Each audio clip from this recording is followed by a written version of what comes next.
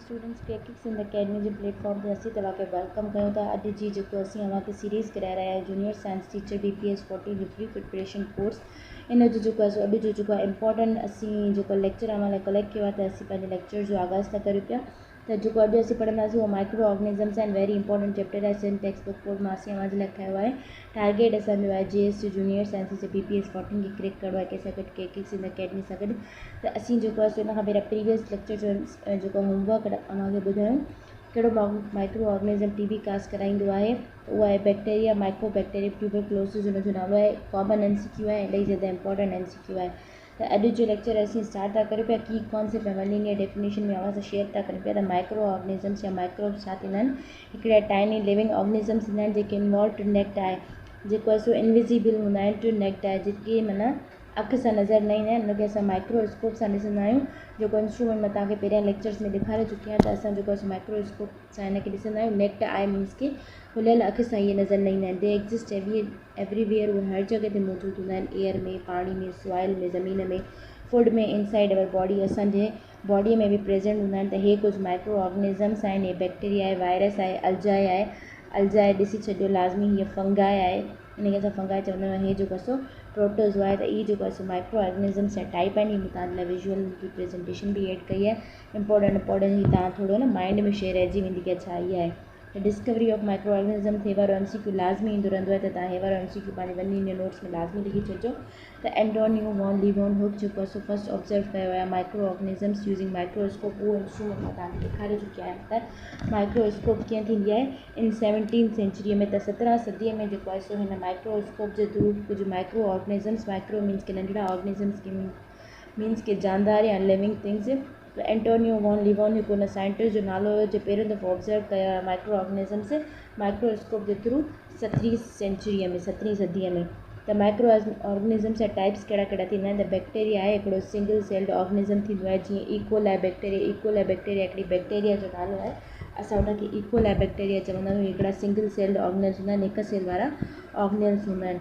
उनखां पोइ आहे की वायरसिस छा आहिनि, स्मॉलर देन बैक्टीरिया, बैक्टीरिया खां नंढा थींदा आहिनि। केन कास्ट डिज़ीज़ कास्ट कराईंदा आहिनि। जेको COVID-19 जेका फेमस हिकिड़ी डिज़ीज़ रिसेंटली सॼे वर्ल्ड में आई हुई एपिडेमिक, उहो जेको आहे केन कास्ट कराई हुई। उहो पेंडेमिक जेको आहे उहो कास्ट कराई हुई इन वायरसिस कास्ट कराई हुई। फंगाए छा आहे, फंगाए कैन बि यूनिसेल्युलर, जीअं यीस्ट जेको आहे एग्जाम्पल आहे त उहो हिकु सेल वारो थींदो आहे। यूनिसेल्युलर मल्टी सेल्युलर मां तव्हांखे पहिरियां लेक्चर में पढ़ाए आई आहियां, ठीकु आहे। ऐं मशरूम्स जेको आहे उहे मल्टी सेल्युलर थींदियूं आहिनि। तव्हां ॾिसो त हीअ जेको आहे फंगाए आहे, इन में यीस्ट जेको आहे जेको असां यूजुअली बेकिंग में जीअं केक वग़ैरह ठाहींदा आहियूं ऐं बेकरी में इस्तेमालु थींदी आहे न यीस्ट, त खमीर असां सिंधी में हुनखे चवंदा आहियूं। उहो यूनिसेल्युलर थींदो आहे। ऐं मल्टी सेल्युलर जेको मशरूम्स जेके कुझु माण्हू सब्ज़ी करे खाईंदा बि आहिनि। मशरूम्स ऑब्वियसली पिज़्ज़ाज़ वग़ैरह में बि पवंदा आहिनि। सो जेको आहे मशरूम जेके मल्टी सेल्युलर थींदा आहिनि। प्रोटोज़ोआ छा आहे, सिंगल सेल्ड एनिमल आहे। अमोबा प्रोटोज़ोआ माना बि हिकिड़ो सिंगल सेल्ड एनिमल आहे, जेके असां अमोबा चवंदा आहियूं। हिते मां जेको अमोबा जो जेको एग्ज़ाम्पल रखियो आहे न, अमोबा ही प्रोटोज़ोआ आहे, ठीकु आहे। त प्रोटोज़ोआ बि हिकिड़े क़िस्म जा सिंगल सेल्ड ऑर्गेनिज़म थींदा आहिनि। उनखां पोइ अल्जाए छा आहे, मोस्टली फाउंड इन वाटर। इहे मोस्टली अल्जाए जेको पाणीअ में मिलंदा आहिनि ऐं फोटोसिंथेसिस कराईंदा आहिनि। जेका फॉल्स फोटोसिंथेसिस थींदी आहे नी, उहा अल्जाए में थींदी आहे, ठीकु आहे। अल्जाए बि सम्झो माना प्लांट वांगुरु ई थींदा आहिनि, पर इहे छा आहे, इहे पाणीअ में मिलंदा आहिनि। जेके बि तव्हां पाणीअ में सावण ॾिसंदा आहियो न, जेके साई हिकिड़े ॿूटे टाइप थींदो आहे, पर अल्जाए माना हिकिड़ी छा चइजे की माना हिकिड़ो गाह टाइप थींदो आहे। जीअं हिते हे वारो आहे न, हिन टाइप मीन्स के सिंपली सिंधीअ में ईअं चइजे त उहो जेको आहे अल्जाए हूंदो आहे ऐं उहो पाणीअ में मिलंदो आहे ऐं फोटोसिंथेसिस कास्ट कराईंदो आहे। फॉल्स फोटोसिंथेसिस कुझु ट्रू बि कराईंदो आहे, बट यूजुअली जेको ट्रू फोटोसिंथेसिस थींदी आहे उहा सिर्फ़ु प्लांट्स में थींदी आहे। यूज़फुल माइक्रो ऑर्गेनिज़म्स, ठीकु आहे। अच्छा, माइक्रो ऑर्गेनिज़म ॿिनि क़िस्म जा थींदा आहिनि। हिकिड़ा असांजी बॉडी जे लाइ फ़ाइदेमंद हूंदा आहिनि, हिकिड़ा जेको आहे हार्मफुल हूंदा आहिनि। त हिते पुछे थो त यूज़फुल माइक्रो ऑर्गेनिज़म्स ॿुधाया अथनि बैक्टीरिया ऐं नाइट्रोजन फिक्सेशन में। जेके बि नाइट्रोजन फिक्सेशन हुजे न, उन में जेके बैक्टीरिया इस्तेमालु थींदा उहे कहिड़ा हूंदा, उहे यूज़फुल हूंदा। जीअं राइबोसोम बैक्टीरिया जेको आहे rhizobium bacteria help fix nitrogen in legume जे रूट्स में। लेग्यूम असां जीअं माना वीट थी वई, कणक थी वई, राइस थी विया या फिर दालियूं थी वियूं, त उन्हनि जे रूट्स में जेका नाइट्रोजन जी फिक्सेशन कराईंदो न, जेका नाइट्रोजन माना उते फिक्स थी वेंदी, उहो केरु कराईंदो, उहो बैक्टीरिया कराईंदो, राइज़ोबियम बैक्टीरिया, ठीकु आहे। त नाइट्रोजन फिक्सेशन में बि जेको आहे बैक्टीरिया हेल्प कंदा आहिनि। रूट्स में यूजुअली हूंदा आहिनि जेको आहे फिक्सेशन थींदी आहे नाइट्रोजन जी। उनखां पोइ यीस्ट इन बेकिंग एंड फर्मेंटेशन में, जीअं मां तव्हांखे ॿुधायांसि त बेकिंग वग़ैरह में बेकिंग सिंपली केक्स चइजनि या फिर पिज़्ज़ाज़ वग़ैरह या फिर ॿियूं जेके बिस्किट्स एक्सेट्रा जेके बि शयूं बेक थींदियूं आहिनि बेकरी ते मिलंदियूं आहिनि उनखे जेको आहे सो उनमें यीस्ट इस्तेमालु थींदी आहे। हिकिड़ी फंगाई आहे इहा फर्मेंटेशन जे प्रोसेस में अॻिते हली ॿुधायां थी की इहो छा थींदो आहे। इहो वेरी इंपॉर्टेंट टर्म अथव तव्हां लाज़मी यादि रखी छॾिजो ठीकु आहे। यीस्ट कन्वर्ट कंदी आहे sugar to alcohol and carbon dioxide में। शुगर खे अल्कोहल ऐं कार्बन डाइऑक्साइड में केरु कन्वर्ट कंदो आहे उहो कंदी आहे यीस्ट। वेरी इंपॉर्टेंट पॉइंट आहे त शुगर खे जेको आहे सो अल्कोहल में ऐं कार्बन डाइऑक्साइड में केरु कन्वर्ट कंदी आहे यीस्ट। फर्मेंटेशन जे प्रोसेस जे थ्रू जेको अल्कोहल ठहंदो आहे न ग्रेप्स मां अल्कोहल ठहंदो आहे या कंहिं ॿिए फ्रूट मां अल्कोहल जेको ठहंदो आहे न फर्मेंटेशन जे प्रोसेस जे थ्रू ठहंदो आहे ठीकु आहे। उहो केरु कराईंदी आहे यीस्ट कराईंदी आहे। उनखां पोइ आहे लैक्टोबैक्टीरिया लैक्टोबैसिलस जेको आहे सो कन्वर्ट कंदो आहे मिल्क खे योगर्ट में। जेको बि असां दही जमाईंदा आहियूं न उहो जेको आहे सो हुन लैक्टोबैसिलस जे करे थींदो आहे। इहो कन्वर्ट कंदो आहे मिल्क खे योगर्ट में बैक्टीरिया आहे।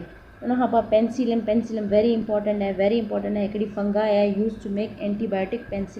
पेंसिलिन हिकिड़ी फंजाई आहे फंगस आहे फंगाई जेका मां तव्हांखे ॾेखारी आई आहियां उहा इस्तेमालु थींदी आहे एंटीबायोटिक ठाहिण जे लाइ। एंटीबायोटिक कहिड़ी पेंसिलिन ठाहिण जे लाइ फस्ट जेको आहे सो एंटीबायोटिक इहा ठही हुई पेंसिलिन वेरी इंपॉर्टेंट अथव ठीकु आहे।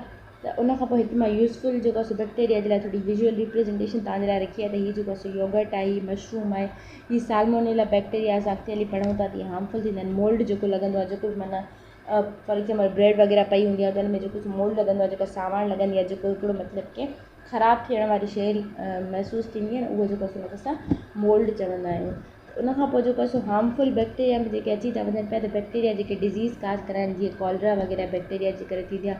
टाइफॉइड बि बैक्टीरिया जे करे थींदी आहे। ट्यूबरक्लोसिस TB बि जेको आहे सो बैक्टीरिया जे करे थींदी आहे जीअं असां MCQ बि सॉल्व करे आयासीं प्रीवियस होमवर्क वारो। वायरस काज़ कराईंदी आहे छा मीज़ल्स काज़ कराईंदी आहे। मीज़ल्स जेको आहे सो माना हर हिकु जेको सो माण्हू में तकरीबन थींदी रहंदी आहे जेके नंढे हूंदे मतिलबु फुडियूं टाइप निकिरनि या फिर जेको आहे सो सम्झो की इहे बसि स्किन जी डिज़ीज़ आहे सही आहे। उनखां पोइ कोविड-19 जेको आहे सो उहो बि वायरस काज़ कराई हुई ऐं पोलियो बि जेको आहे सो वायरस काज़ कराईंदी आहे ऐं पोलियो जेको आहे सो कॉमन आहे ठीकु आहे। हिकिड़ो MCQ हिते मूंखे यादि अची वियो की रीसेंट जेको केस थियो हुयो मीन्स की हाईएस्ट जेके केसिस थिया हुआ उहो कहिड़े प्रोविंस में थिया पाकिस्तान में उहो बलोचिस्तान में जेको आहे सो उते जेको आहे सो मिलिया हुया असांखे रीसेंट पोलियो जा केसिस घणे खां घणा। त इहो MCQ बि तव्हां यादि रखी छॾिजो हींअर मूंखे यादि हुयो त मां तव्हांखे ॿुधाए छॾियो। उनखां पोइ fungi causes skin infections like ringworm मां जीअं तव्हांखे पहिरियां पढ़ाए बि आई आहियां त रिंगवॉर्म जेको आहे स्किन जी डिज़ीज़ थींदी आहे स्किन ते ईअं रिंग्स वांगुरु शयूं ठही वेंदियूं आहिनि ठीकु आहे। त उहो काज़ कराईंदो आहे उहो कराईंदो आहे फंगाई ठीकु आहे। उनखां पोइ वायरस ऐं बैक्टीरिया जे विच में डिफरेंस छा आहे। वायरस छा आहिनि हिकिड़ा non living outside host cells आहिनि। ॾिसो सम्झो तव्हां शइ आहे ठीकु आहे। हीअ वायरस जेको आहे न उहा नॉन लिविंग आहे उहा ज़िंदा न आहे। उहा ज़िंदा तॾहिं थींदी उहा फंक्शनेबल तॾहिं थींदी जॾहिं उहा जेको आहे सो होस्ट में ईंदी यानी की कंहिं बि एनिमल कंहिं बि जानवर कंहिं प्लांट में जॾहिं उहा ईंदी नी। हाणे फॉर एक्ज़ाम्पल हीअ वायरस आहे सही आहे वायरस जो सेल आहे ठीकु आहे। हिन में हीअ DNA थींदो आहे। हाणे वायरस जो सेल आहे इहो जॾहिं जिस्म खां ॿाहिरि आहे न बॉडी खां ॿाहिरि आहे त इहो नॉन लिविंग आहे ठीकु आहे। पर इहो जॾहिं अंदरि इन में आयो न बॉडी में आयो जॾहिं इहो अंदरि सेल में आयो अंदरि होस्ट में आयो न त इहो एक्टिव थी वेंदो ठीकु आहे। ऐं इहो जेको आहे सो डिज़ीज़ काज़ कराईंदो। सिंपली कॉन्सेप्ट इहो आहे त होस्ट असां हुनखे चवंदा आहियूं जिते इहो वञी करे एक्टिव थिए यानी की ह्यूमन जो सेल प्लांट जो सेल जानवर कंहिंजो बि सेल ठीकु आहे।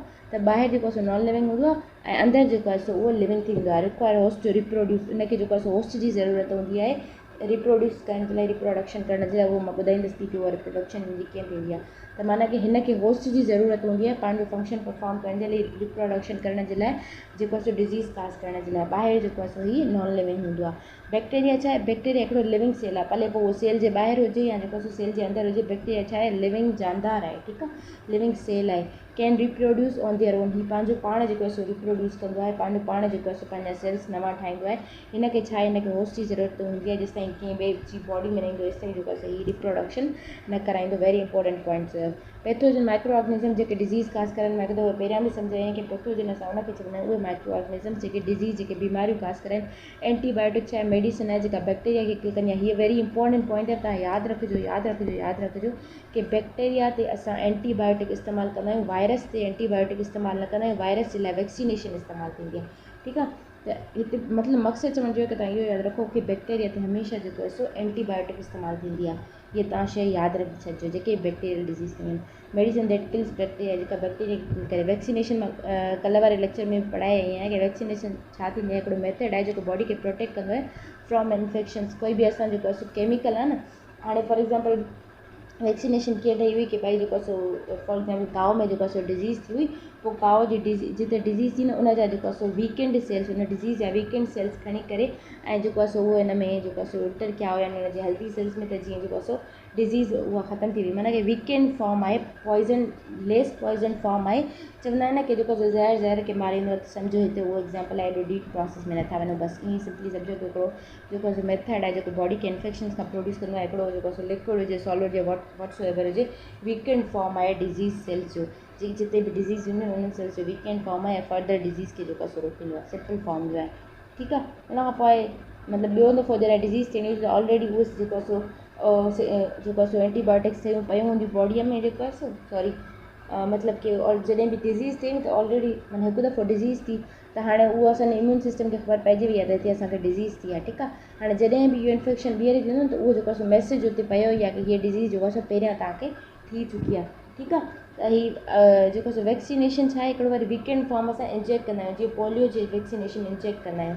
ठीकु आहे। त जीअं जेको आहे सो पोलियो अॻिते हली करे न थिए, सिंपली कॉन्सेप्ट इहो सम्झो था। फर्मेंटेशन छा आहे, फर्मेंटेशन हिकिड़ो प्रोसेस आहे जंहिं through microorganisms break down कंदा आहिनि सब्सटेंस खे टू प्रोड्यूस अल्कोहल एसिड्स और केसिस। तव्हां यादि रखो फर्मेंटेशन असां उनखे चवंदा आहियूं जंहिंमें माइक्रो ऑर्गेनिज़म्स जेको आहिनि ब्रेक डाउन करनि, भञनि छा के सब्सटेंसिस खे, जेके बि मादा आहिनि, जीअं फॉर एक्ज़ाम्पल ग्रेप्स आहे, ग्रेप्स आहे कोई बि फ्रूट आहे, उनखे भञी करे छा करे प्रोड्यूस करनि, अल्कोहल प्रोड्यूस करनि, एसिड्स प्रोड्यूस करनि, या फिर काई बि जेको आहे सो गैस प्रोड्यूस करनि। त वैक्सीनेशन ऐं जेको आहे सो फर्मेंटेशन जी तव्हां डेफिनेशन हिकु दफ़ो सम्झी छॾियो, हिते न सम्झ में आई त पढ़ो, हिते मां सिंपलेस्ट फॉर्म में रखी आहे, इन खां वधीक सिंपलेस्ट फॉर्म में नथी थी सघे।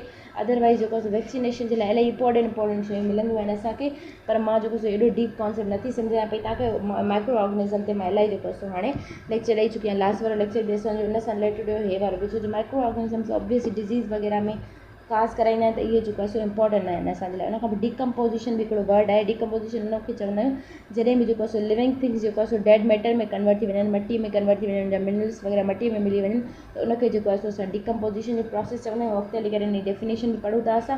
हे जेको आहे सो फर्मेंटेशन आहे, फर्मेंटेशन जेको आहे सो फंगस काज़ कराईंदी आहे, जेको आहे सो फ्रूट खे शुगर में, एसिड्स में जेको आहे सो कन्वर्ट कंदी। ठीकु आहे। उन खां पोइ important points from science textbook मां जेके मां खयूं आहिनि तव्हांजे लाइ, microorganisms are used in yogurt में, जीअं मां ॿुधायो कि लैक्टोबैक्टीरियम छा कंदो आहे, मिल्क खे जेको आहे सो योगर्ट में कन्वर्ट कंदो आहे, ब्रेड जेको आहे सो यीस्ट इस्तेमालु थींदी आहे, हुन में अल्कोहल फर्मेंटेशन प्रोसेस जे थ्रू थींदी आहे, ऐं मेडिसिन जी प्रोडक्शन जीअं एंटीबायोटिक्स वग़ैरह जेको आहे सो प्रोडक्शन बि माइक्रो ऑर्गेनिज़म्स जे थ्रू ई थींदी आहे। उहो कीअं थींदी आहे, उन तव्हां प्रोसेस खे छॾे ॾियो, प्रोसेस न पुछियो वियो आहे हिते, जेको आहे सो पॉइंट पुछी वियूं आहिनि जेके MCQ सां रिलेटेड आहिनि, जंहिंमां MCQ निकिरी सघे थो पियो। त लुइस पास्चर जेको आहे सो डिस्कवर कयो त हीटिंग मैटर किल कंदो आहे हार्मफुल माइक्रोब्स खे, पेस्चुराइज़ेशन खे। वेरी इंपॉर्टेंट पॉइंट आहे, तव्हां इहो पॉइंट यादि रखो कि लुइस पास्चर जेको आहे सो हिकिड़ो साइंटिस्ट हुयो, हुन डिस्कवर छा कयो हुयो, हुन इहो डिस्कवर कयो कि जॾहिं बि जेको आहे सो खीर खे असां हीट कंदासीं त उहो छा कंदो, हार्मफुल बैक्टीरियाज़ खे, हार्मफुल माइक्रोब्स खे जेको आहे सो किल कंदो। इन प्रोसेस खे असां छा था चऊं पिया, पेस्चुराइज़ेशन प्रोसेस था चऊं पिया।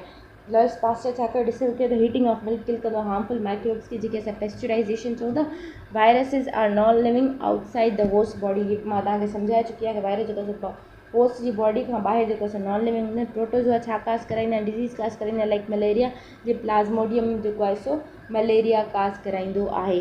Not all microbes are harmful, many are beneficial. कुझु जेको आहे सो यूज़फुल थींदा आहिनि माइक्रोब्स, कुझु जेको आहे सो हार्मफुल थींदा आहिनि। मलेरिया कीअं काज़ थींदी आहे, मां लास्ट लेक्चर में तव्हांखे सम्झाई आई आहियां। ठीकु आहे। उन खां पोइ असां वटि डिकम्पोज़िशन जो प्रोसेस, जीअं मां तव्हांखे चयो कि मां तव्हांखे डिकम्पोज़िशन जी डेफिनेशन सम्झाईंदमि कि बैक्टीरिया ऐं फंगाई छा कंदा आहिनि, हेल्प कंदा आहिनि डिकम्पोज़ लेस जेको सो डेड प्लांट्स एंड एनिमल्स खे।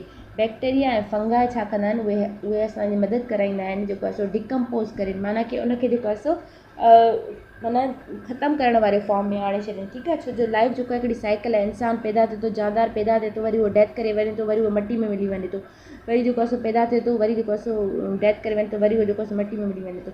सो हीअ लाइफ जी हिकिड़ी साइकिल आहे। अगरि माना ईअं थिए आहे कि कोई बि इंसान या जानदार मरी वियो आहे, उहो डिकम्पोज़ न थिए त उते ई हुजे, उते ई हुजे, उते ई हुजे, त पोइ जेको आहे सो जीअण जेको आहे सो मुश्किल थी वञे आहे। उहो ईअं आहे जीअं माना कंहिं जॻह ते जेको आहे सो कचिरो इलाही सालनि ताईं पियो हुजे, उहो उतां रिमूव न कजे, त ज़ाहिर आहे पोइ ज़िंदगी केॾी मुश्किल थी वेंदी आहे, तव्हां सभिनी खे ख़बर आहे। त डिकम्पोजिशन जो जेको प्रोसेस इहो आहे कि जेको लाइफ जो जेको साइकिल आहे उनखे मेंटेन रखिणो आहे। जेके बि डेड प्लांट या एनिमल हुआ उनखे डिकम्पोज कंदो, उनखे जेको आहे ख़तमु फॉर्म में आणे छॾींदो, returning nutritions to the soil. जेके बि माना जानदारनि मां या पननि में जेके बि माना डिकम्पोजिशन खां पोइ न्यूट्रिशंस जेके बि हुयूं, जॾहिं इंसान ख़तमु थींदो त हुन में प्रोटीन मसल्स वग़ैरह आहिनि न, त उहे मसल्स मां जेको प्रोटीन जेको आहे साॻी ज़मीन में हली वेंदियूं। ईअं जेको आहे प्लांट जो न्यूट्रिशन बि जेको आहे ज़मीन में हली वेंदियूं। ईअं ॿियनि जानदारनि जूं जेके बि न्यूट्रिशंस हुयूं उहो आख़िर में डाइजेस्ट थी जेको आहे ज़मीन में हली वेंदो। त सिंपल प्रोसेस आहे डिकम्पोजिशन जो। त जेको बि बैक्टीरिया आहे जेको फंगाई आहे उहो हेल्प कंदो आहे डिकम्पोज करे डेड प्लांट्स एंड एनिमल्स खे returning nutrition to the cell soil में जेको आहे सॉइल सां ज़मीन खे हुन में न्यूट्रिशन खे जेको आहे रिटर्न करे। अच्छा, वैक्सीनेशन जो हिते मां रखियो आहे तव्हांजे लाइ डेफिनेशन कि एडवर्ड जेनर छा कयो, डिस्कवर कई पहिरीं वैक्सीन स्मॉल पॉक्स जे लाइ। माना कि कंहिं बि एनिमल में स्मॉल पॉक्स थी हुई, उतां जेको आहे हिन जेको आहे पहिरीं जेको आहे वैक्सीनेशन तयारु कई। उहो हिकिड़ो कहाणी आहे सॼी कि हुन जेको आहे काओ ते जेको आहे माना बफेलो ते जेको आहे हुन में स्मॉल पॉक्स थी हुई। वरी हुन मां इंजेक्शन जेको आहे डेड सेल्स जो इंजेक्शन जेको आहे वरितो हुई लेस पॉइज़न फॉर्म में। वरी उहो जेको ॿिए हिकु बेबी खे जेको आहे इंजेक्ट कयो हुई वग़ैरह वग़ैरह। त हुन सॼी कहाणी में नथा वञूं असां, तव्हां सिंपली इहो सम्झो कि एडवर्ड जेनर जेको आहे पहिरीं वैक्सीन डिस्कवर कई हुई स्मॉल पॉक्स जी। सही आहे, वैक्सीन हेल्प कंदी आहे इम्यून सिस्टम खे रिकॉग्नाइज़ करे। हाणे जेका मां तव्हांखे पहिरियां पॉइंट सम्झाया नी, हाणे उहा हिते लिखियल बि आहे, ठीकु आहे। वैक्सीनेशन छा कंदी आहे, उहा हेल्प कंदी आहे इम्यून सिस्टम। असां पढ़ी आया आहियूं इम्यून सिस्टम जो सिस्टम वारा हुया। हिन ते मां इंशाल्लाह अलॻि सां लेक्चर बि ठाहींदमि, छो जो इहो बि इंपॉर्टेंट टॉपिक आहे। टू रिकॉग्नाइज़ करे माना सुञाणे ऐं फाइट करे डिज़ीज़ काज़िंग माइक्रो ऑर्गेनिजम्स खे। त वैक्सीन छा आहे, हिकिड़ी इम्यून सिस्टम में हेल्प कंदी आहे असांखे, त जीअं रिकॉग्नाइज़ करे सुञाणे ऐं फाइट करे उहा डिज़ीज़ काज़िंग माइक्रोब्स जेके बि असांजी बॉडी में उहे माइक्रोब वञनि था, जेके डिज़ीज़ था काज़ करनि पिया नी। माना हिकु दफ़ो इहा डिज़ीज़ थी वई, हाणे जेको आहे इन जी थोरी निशानी बॉडी में रहिजी वेंदी इम्यून सिस्टम में। सही आहे, पोइ जॾहिं बि जेको आहे उहा डिज़ीज़ ॿीहर थींदी आहे, उहे जेको आहे माइक्रोब्स ॿीहर ईंदा, त जेको आहे असांजी बॉडी उनखे सुञाणे वेंदी, उन जे ख़िलाफ़ु छा कंदी, फाइट कंदी। सिंपल कॉन्सेप्ट इहो आहे हिन जो। त हीउ नेक्स्ट आहे असां वटि फूड प्रिजर्वेशन मेथड कहिड़ा कहिड़ा थींदा आहिनि अगेंस्ट माइक्रोब्स। जीअं डाइंग जो मेथड बि थींदो आहे हिकिड़ो, रेफ्रिजरेशन बि थींदी आहे, माना अगेंस्ट माइक्रोब्स खां बचण जे लाइ जेको आहे फूड खे प्रिज़र्व करण जो कहिड़ा कहिड़ा मेथड्स आहिनि। फूड खे जेको आहे घणे अरसे ताईं महफ़ूज़ रखण जा कहिड़ा कहिड़ा मेथड इस्तेमालु कया वेंदा आहिनि। अॻे दौर में जेको ड्राइंग इस्तेमालु कई वेंदी, ख़ुश्क फूड जेको आहे फूड खे ख़ुश्क कयो वेंदो हुयो, ठीकु आहे। उन जीअं माना गोश्त खे जेको आहे मीट खे जेको आहे लूणु ॾेई रखियो वेंदो हुयो। एग्ज़ाम्पल पुराणे दौर में जेके माना हिस्ट्री टाइप जेके ॾिसंदा आहिनि उनखे ख़बर हूंदी कि छा थींदो आहे। स्पेशली तुगुल वग़ैरह वारे सीन्स जेके ड्रामनि वारा, उनमें ॾेखारींदा आहिनि कि अॻली लाइफ जेको आहे कीअं हूंदी। उन खां पोइ रेफ्रिजरेशन जेको आहे जॾहिं बि फ्रिज में असां शयूं रखंदा आहियूं त जेको आहे इलाही टाइम खां बाद में जेको आहे ख़राबु थींदियूं आहिनि। साल्टिंग जीअं मां तव्हांखे ॿुधायो कि जेको आहे लूणु ॾेई करे शयुनि खे रखण सां उहे बि घटि ख़राबु थींदियूं आहिनि। उन खां पोइ कैनिंग जेको आहे केन्स में जेको बि फूड असांखे स्टोर थियल मिलंदो आहे, ठीकु आहे, उहो बि जेको आहे हिकिड़ो प्रिजर्वेशन जो मेथड आहे। उन खां पोइ पेस्चुराइज़ेशन हिकिड़ो प्रोसेस आहे, डिस्कवर्ड बाय लुइस पास्चर जेको आहे डिस्कवर कयो आहे पेस्चुराइज़ेशन जो प्रोसेस। उहो ईअं हुयो कि जेको आहे खीर खे जॾहिं बि जेको आहे असीं जेको आहे बॉइल कंदासीं त उन में जेको आहे हार्मफुल बैक्टीरिया जेको आहिनि उहे किल थी वेंदा। उन खां पोइ जेको आहे bacteria reproduce by binary fission. Bacteria जेको आहे बाइनरी फिशन जे थ्रू जेको आहे रिप्रोड्यूस थींदी आहे। बैक्टीरिया जो जेको रिप्रोडक्शन जो प्रोसेस आहे उनखे असां छा चवंदा आहियूं, binary fission splitting into two में जेको आहे बैक्टीरिया हुई नी, हीअ हाणे इहा छा थी वेंदी आहे, ॿिनि में कन्वर्ट थी वेंदी, ठीकु आहे। इहा जेको आहे ॿिनि में टुटी पवंदी, उनखे असां छा था चऊं पिया, बाइनरी फिशन था चऊं पिया। सिंपली एग्जाम्पल इहो आहे जंहिंमें हिते तव्हांजे लाइ जेको आहे फिगर बि रखी आहे। बाइनरी फिशन पोटेटो में बि ईअं ई थींदो आहे कि पोटेटो जेको आहे हिकु मां ॿिनि में कन्वर्ट थी वेंदो आहे, ॿिनि में 4 में कन्वर्ट थी वेंदो आहे। रिप्रोडक्शन इन माइक्रोब्स तव्हां ॾिसी छॾियो। बडिंग ईअं थींदो आहे कि कुझु सेल जेको आहे बड फॉर्म कंदो आहे ऐं उहो जेको आहे अलॻि थी नए ऑर्गेनिज़म में कन्वर्ट थींदो आहे। फ्रेगमेंटेशन इहो आहे कि फ्रेगमेंट मां इन मां फ्रेगमेंट निकिरंदो आहे, हिकिड़ो जेको आहे नंढी शाख निकिरंदी आहे, उहा जेको आहे वरी नए ऑर्गेनिज़म में कन्वर्ट थींदी आहे। स्पोर्स इहो आहे कि इहे स्पोर फॉर्मेशन प्लांट्स में थींदी आहे कि हे माना स्पोर्स हुया नी हितां, हाणे इहे जेको आहे स्पोर्स अलॻि थी करे हवा जे थ्रू जेको आहे फैलिजंदा वेंदा। इहे स्पोर खे ज़मीन ते किरियो ऐं उन मां जेको आहे वरी प्लांट जी प्रोडक्शन थींदी। त हे फ्रेगमेंटेशन जो प्रोसेस आहे जेको आहे इंपॉर्टेंट जेको आहे उनजे रिप्रोडक्शन कीअं थींदी आहे। फंगाई जेको आहे स्पोर जे थ्रू रिप्रोड्यूस थींदी आहे। फंगाई जेको आहे हीअं रिप्रोड्यूस थींदी आहे जीअं मां तव्हांखे ॾेखारियो हिते फिगर में कि जेको आहे स्पोर जे थ्रू फंगाई जेको आहे रिप्रोड्यूस थींदी आहे। उन खां पोइ वैक्सीन छा आहे, मेड यूज़िंग वीकेंड और डेड माइक्रोब्स। जीअं मां तव्हांखे पहिरियां 3 दफ़ा ॿुधाया आहिनि हिन ई वीडियो में कि वैक्सीन छा कंदी आहे, इस्तेमालु जेके आहे न जेके वीकेंड फॉर्म हुजे या डेड फॉर्म हुजे माइक्रोब्स जो, उहे माइक्रोब्स जेके डिज़ीज़ कराई न, जेके डिज़ीज़ कराइनि पिया, सही आहे, उन्हनि जो ई डेड फॉर्म हुजे, माना उहे मरी विया हुजनि, ठीकु आहे, या वरी उहे वीकेंड फॉर्म हुजनि, माना एतिरा वीक हुजनि जो उहा डिज़ीज़ न कराए सघनि। ठीकु आहे, पोइ छा कंदासीं, उहो डेड फॉर्म या वीकेंड फॉर्म जेको आहे बॉडी में इंजेक्ट कंदासीं, पोइ उहा इंफॉर्मेशन इम्यून सिस्टम पाण में रखंदो। पोइ जॾहिं बि जेको आहे ॿीहर डिज़ीज़ थींदी त उहे जेको आहे डेड फॉर्म ऐं जेको आहे वीकेंड फॉर्म जेको आहे एक्टिवेट थी वेंदो ऐं जेको आहे बॉडी खे सुञाणे वेंदी इनखे ऐं पोइ इज़ीली उन शइ खे किल करे वेंदी। ठीकु आहे, त वैक्सीनेशन जो सिंपली प्रोसेस इहो आहे। वैक्सीनेशन कॾहिं डिटेल में असां पढ़ंदासीं, पर उहो GST लाइ एॾो इंपॉर्टेंट न आहे बट जेको आहे हुन मां कहिड़ा कहिड़ा MCQs निकिरंदा उहे MCQs तव्हांखे ऑलमोस्ट कराए चुकी आहियां। ठीकु आहे, useful bacteria live in our intestine में असांजी इंटेस्टाइन जेको आहे उते यूज़फुल बैक्टीरिया हूंदा आहिनि। मां डाइजेस्टन वारे प्रोसेस में ॿुधाई आहियां, हेल्प इन डाइजेशन में जेके असांखे डाइजेशन में हेल्प कंदा आहिनि। ठीकु आहे, जीअं मां एग्जाम्पल बि ॾिनो हुयो हुते, जीअं लेक्चर न आहे ॾिठो उहो लेक्चर ॾिसी अचे, वेरी इंपॉर्टेंट लेक्चर आहे। उन खां पोइ रेस्पायरेशन, माइक्रोब्स में रेस्पायरेशन कीअं थींदी आहे, त एनोरेबिक माइक्रोब्स जेको आहे उहो एनोरेबिकली जेको आहे रेस्पायरेशन कंदा आहिनि। एन मीन्स के न, विदाउट एंड एरोब मीन्स के एयर जे विदाउट जेको आहे रेस्पायरेशन कनि उनखे असां एनोरेबिक माइक्रोब्स चवंदा आहिनि। जीअं यीस्ट आहे उहा छा कंदी आहे, do not need oxygen for respiration जे लाइ। एन मीन्स के नो, एरोब मीन्स के एयर यूजुअली के ऑक्सीजन असां चवंदा आहियूं कि जॾहिं बि ह्यूमन ॾिसो ऑक्सीजन इन कंदा आहिनि ऐं कार्बन डाइऑक्साइड ॿाहिरि कढंदा आहिनि, त माना उतां ई टर्म आयो आहे। ठीकु आहे, त उहे जेको आहे रेस्पायरेशन जे लाइ ऑक्सीजन जी हिनखे नीड हूंदी आहे। एरोबिक माइक्रोब्स हूंदा आहिनि जेके ऑक्सीजन जी नीड हूंदी आहे फॉर द रेस्पायरेशन। उन खां पोइ एरोबिक रेस्पायरेशन माइक्रो ऑर्गेनिजम्स में साइटोप्लाज़म में थींदी आहे। साइट फॉर एनोरेबिक रेस्पायरेशन आहे, जिते बि एनोरेबिक रेस्पायरेशन थींदी उहा mitochondria site for aerobic respiration आहे। माइटोकॉन्ड्रिया में जेको आहे सेल में जेको आहे एरोबिक रेस्पायरेशन थींदी आहे। उन खां पोइ ऑक्सीजन ऐं ग्लूकोज फॉर एरोबिक रेस्पायरेशन जेको आहे मां तव्हांखे ॿुधायो कि एरोबिक रेस्पायरेशन जे लाइ छा थींदो आहे कि ग्लूकोज ऑक्सीजन जे थ्रू ब्रेकडाउन थी वेंदो आहे ऐं जेको आहे एनर्जी रिलीज़ थींदी आहे। रेस्पायरेशन जो मक़सदु इहो आहे कि जेको आहे एनर्जी रिलीज़ कराइणु। लैक्टिक एसिड और alcohol are products of anaerobic respiration. जीअं जेको आहे एरोबिक रेस्पायरेशन में जेको आहे ऑक्सीजन ऐं ग्लूकोज जी जेको आहे फॉर्मेशन थींदी आहे या उनखे ब्रेकडाउन कराईंदो आहे, ईअं जेको आहे लैक्टिक एसिड ऐं अल्कोहल छा कंदो आहे, इन प्रोडक्ट्स आहिनि एनएरोबिक रेस्पायरेशन जा। त एनएरोबिक रेस्पायरेशन जूं एनी प्रोडक्ट्स कहिड़ियूं थींदियूं, लैक्टिक एसिड ऐं अल्कोहल। हे बि MCQ तव्हांखे अची सघे थो पियो। मां रेस्पायरेशन जो जेको आहे प्रोसेस सम्झाए चुकी आहियां। ठीकु आहे, त हीउ असांजो अॼु जो लेक्चर, हीउ असांजो अॼु जो होमवर्क आहे। Micro organisms use in antibiotic production में, त हीउ तव्हां असांखे कमेंट सेक्शन में ॿुधाइजो। आहे कॉमन सिंपल आहे, बट जेको इंपॉर्टेंट MCQ आहे ऐं ॿार जेको अक्सर सिंपल MCQs में ई फासी पवंदा आहिनि। त हीउ तव्हांजे लाइ होमवर्क आहे। असां चए कि सब्सक्राइब कयो, लाइक कयो। असीं अव्हांजे लाइ इलाही महिनत सां वीडियोस ठाहियूं था पिया। ठीकु आहे, अगरि कोई बि कंफ्यूजन आहे, कुझु बि इम्प्रूवमेंट तव्हांखे खपे थी, असांखे कमेंट सेक्शन में लाज़मी ॿुधाइजो। असीं अव्हां सां मिलूं था अगली वीडियो में। तेसिताईं अल्लाह हाफ़िज़।